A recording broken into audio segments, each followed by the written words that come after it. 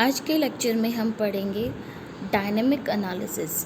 Previous lecture में हमने पढ़ा था स्टैटिक एनालिसिस मींस स्थैतिकी एंड डायनेमिक एनालिसिस जो हम आज पढ़ेंगे उसका मतलब है प्रायोगिक एनालिसिस, प्रायोगिक विश्लेषण।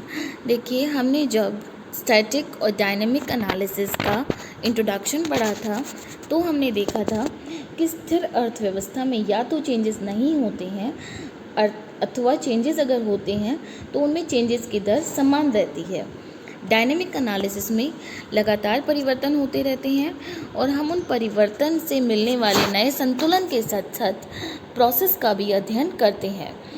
डायनेमिक एनालिसिस के दो इम्पॉर्टेंट पार्ट्स हैं। First is micro dynamic analysis and second is macro dynamic analysis. Micro means हम व्यक्तिगत स्तर पे जब संतुलन में जो चेंजेस हो रहे हैं उनको स्टडी करते हैं, और मैक्रो में हम पूरी इकोनॉमी, जनरल इकोनॉमी के लेवल पे इक्विलिब्रियम में जो चेंजेस हो रहे हैं उनको स्टडी हम करते हैं। तो जो माइक्रो डायनेमिक एनालिसिस है उसका पहला टाइप है स्टेबल कॉबवेब थियरी, स्थिर मक्कड़जाल सिद्धांत। इस सिद्धांत का अनुसार अगर एक बार इक्विलिब्रियम डिस्टर्ब भी हो जाए, अगर एक बार इक्विलिब्रियम डिसइक्विलिब्रियम में कन्वर्ट भी हो जाए तो मार्केट फोर्सेस अपने आप काम करती है और इक्विलिब्रियम अपने आप डिसइक्विलिब्रियम वापस से इक्विलिब्रियम पे आ जाता है। इक्विलिब्रियम अपने आप रीस्टोर हो जाता है। जैसे कि इस डायग्राम में देखिए, डी डिमांड कर्व है, एस सप्लाई कर्व है। ये दोनों कर्व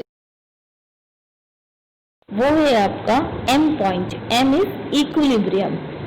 अब अगर किसी भी वजह से सप्लाई डिस्टर्ब हो गई, सप्लाई कम हो गई, इक्विलिब्रियम पे सप्लाई कितनी है, ओ क्यू।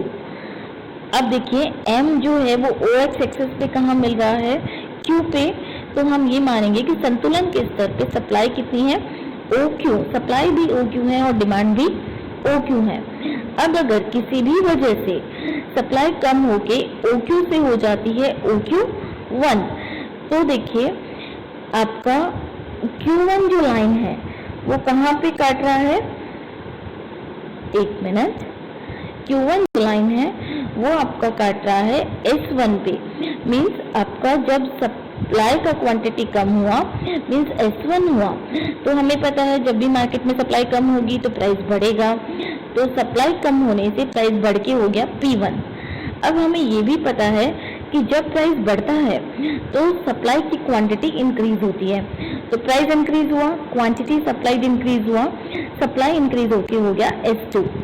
सप्लाई इंक्रीज हुआ, डिमांड उतना ही है, तो क्या होगा, प्राइस लेवल फॉल होके हो जाएगा P2।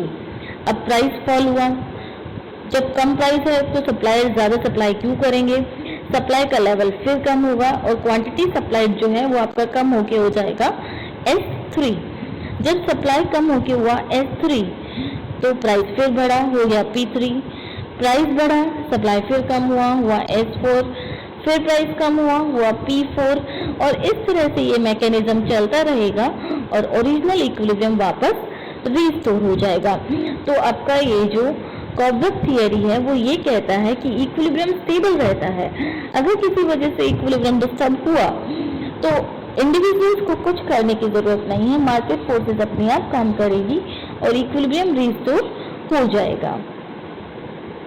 नेक्स्ट आपका जो थियरी है माइक्रो डायनेमिक्स का, नेक्स्ट थियरी जो है, सेकंड पार्ट जो है वो है अस्थिर मक्कड़जाल, अनस्टेबल कॉबवेब थियरी।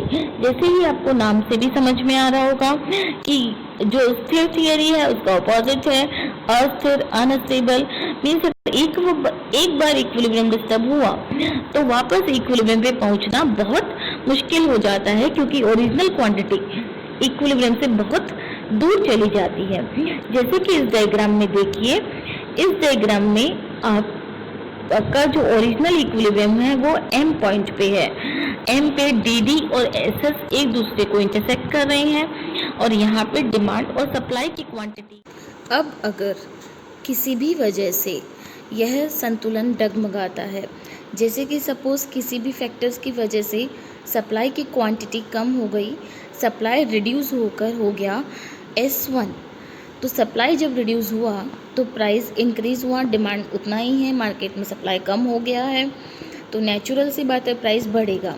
अब जब प्राइस बढ़ेगा तो हमें पता है कि प्राइस का क्वांटिटी सप्लाइड पे पॉजिटिव इफेक्ट होता है। प्राइस के बढ़ने से सप्लाई की क्वांटिटी इंक्रीज़ होके हो जाएगी S2। प्राइस P1 हुआ, सप्लाई इंक्रीज़ होकर हो गया S2।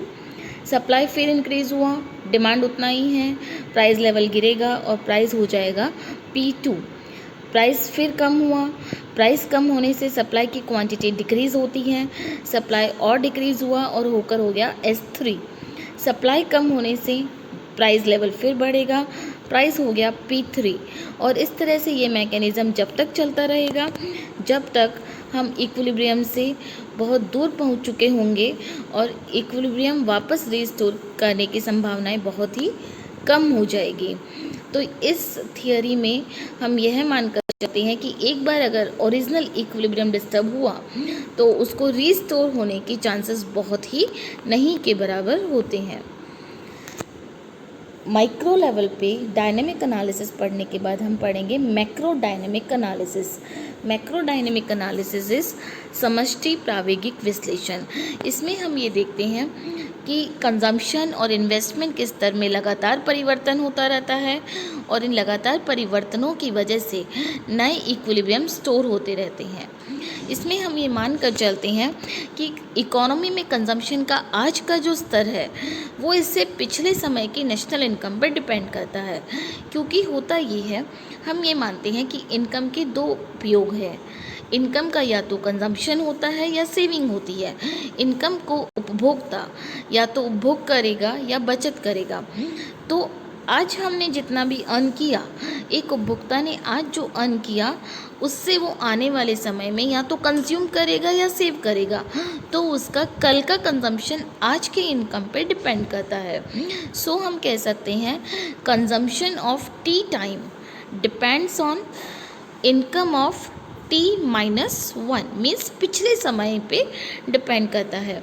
जैसे जैसे इन्वेस्टमेंट चेंज होंगे या जैसे जैसे कंजम्पशन का लेवल चेंज होगा, नए नए इक्विलिब्रियम यहाँ पे स्टोर होते रहेंगे। जैसे ओरिजिनल इक्विलिब्रियम था E, नया इक्विलिब्रियम है E1 और इसके बीच का जो प्रोसेस है उसमें हमने कई वेरिएबल्स देखे, जैसे कि EL मतलब इन्वेस्टमेंट इंक्रीज़ हुआ। इन्वेस्टमेंट इंक्रीज़ होने से LM जितना जो है वो आपका नेशनल इनकम इंक्रीज़ हुआ।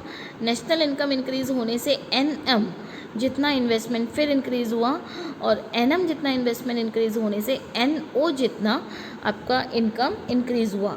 तो इस तरह से हम दो इक्विलिब्रियम का केवल कंपैरिजन नहीं करते हैं, दो इक्विलिब्रियम के बीच में जो प्रोसेस है, जो मैकेनिज़्म है, उसको भी हम इसमें स्टडी करते हैं। तो इस प्रकार हमारा स्टैटिक एनालिसिस और डायनेमिक एनालिसिस कंप्लीट होता है।